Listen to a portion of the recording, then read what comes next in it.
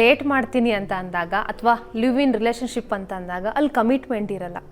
ಅಂದರೆ ಎಷ್ಟು ದಿನ ಅಂತ ಹೇಳಕ್ ಸಾಧ್ಯ ಇಲ್ಲ ಅದ್ರ ಡ್ಯೂರೇಷನ್.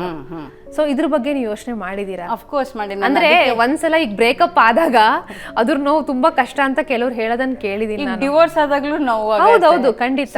ಬಟ್ ಆ ಕಮಿಟ್ಮೆಂಟ್, ಈಗ ಮದ್ವೆಲಿ ಇದ್ದಂತಹ ಕಮಿಟ್ಮೆಂಟ್ ಲಿವ್ ಇನ್ ರಿಲೇಶನ್ಶಿಪ್ ಅಲ್ಲಿ ಇರುತ್ತೆ ಅನ್ನೋದು ಗ್ಯಾರಂಟಿ ಇಲ್ವಲ್ಲ.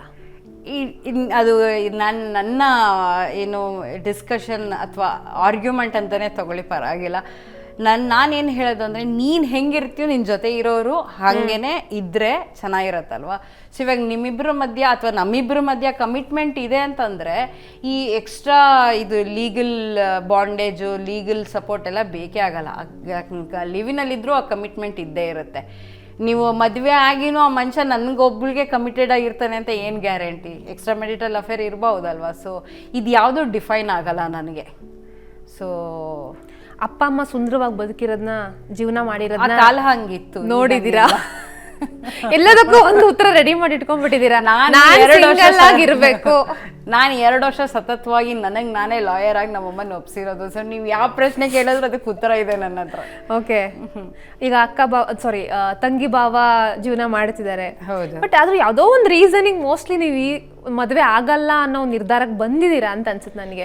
ಬೇಸಿಕ್ ರೀಸನ್ ಏನು ಗೊತ್ತಾ? ಈಗ ನಾನು ನನ್ನ ಫ್ರೆಂಡಿಗೆ ಫೋನ್ ಮಾಡ್ತೀನಿ ಅಂತ ಇಟ್ಕೊಳ್ಳಿ, ಯಾರೋ ಮದುವೆ ಆದವರು, ಇವತ್ತಲ್ಲಿ ಊರಿಗೆ ಹೋಗೋಣ, ಬರ್ತೀವಿ, ಟ್ರಿಪ್ ಹೋಗೋಣ, ನಮ್ಮ ಮನೆಯಲ್ಲಿ ಕೇಳ್ತೀನಿ, ನನ್ನನ್ನು ಸೇರಿಸ್ಕೊಂಡು ಏನೋ ಪ್ಲ್ಯಾನ್ ಮಾಡಿದರೆ ಅಂತ ಅನ್ಬೋದು. ಆ ಥರ ಯಾಕೆ ಬೇಕೋ ಆರಾಮಾಗಿರೋಣ ಅನ್ನೋದು ಅಷ್ಟೇ ನನ್ನ ಅಟ್ ಪ್ರೆಸೆಂಟ್ ಇದು ಅಷ್ಟೇ. ಕಮಿಟ್ಮೆಂಟ್ ಎಲ್ಲರೂ ಹೋಗಬೇಕು ಅಂದರೆ ಯಾರನ್ನಾರ ಕೇಳಬೇಕು ಮಾಡಬೇಕು ಅನ್ನೋದ್ರ ಬದಲು ನನ್ನಷ್ಟಕ್ಕೆ ನಾನೇ ಡಿಸಿಷನ್ ತಗೊಂಡು ಎಲ್ಲಿ ಬೇಕಾದ್ರೂ ಹೋಗ್ಬೋದು, ಏನು ಬೇಕಾದ್ರೂ ಮಾಡ್ಬೋದು ಅಂತ. ಆದರೂ ಒಮ್ಮೊಮ್ಮೆ ಯಾರು ನಮ್ಮನ್ನು ಹೇಳಲ್ಲ ಕೇಳಲ್ಲ, ಯಾರು ಹೇಳೋರು ಇಲ್ವಲ್ಲ ಅಂತ ಬೇಸರನೂ ಆಗಲ್ವಾ?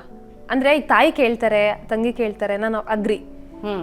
ಬಟ್ ಆದರೂ ಕೂಡ ನಿಮ್ಮ ಬಗ್ಗೆ ಕೇರ್ ತಗೊಳ್ಳೋವರೆಗೂ ಅನಿಸಿಲ್ಲ. ಆ ಥರ ಏನಾರು ಆಯಿತು ಅಂದರೆ ನಾನು ನಿಮ್ಗೆ ಕಾಲ್ ಮಾಡಿ ಹೇಳ್ತೀನಿ, ಕರೆಕ್ಟ್ ಪದ್ಮಶ್ರೀ ನೀವು ಹೇಳಿದ್ದು ಹೌದು, ಕರೆಕ್ಟು, ಇವಾಗ ನಾನು ಮದುವೆ ಆಗ್ತೀನಿ ಅಂತ ಫೋನ್ ಮಾಡಿ ಹೇಳ್ತೀನಿ. ಆದಷ್ಟು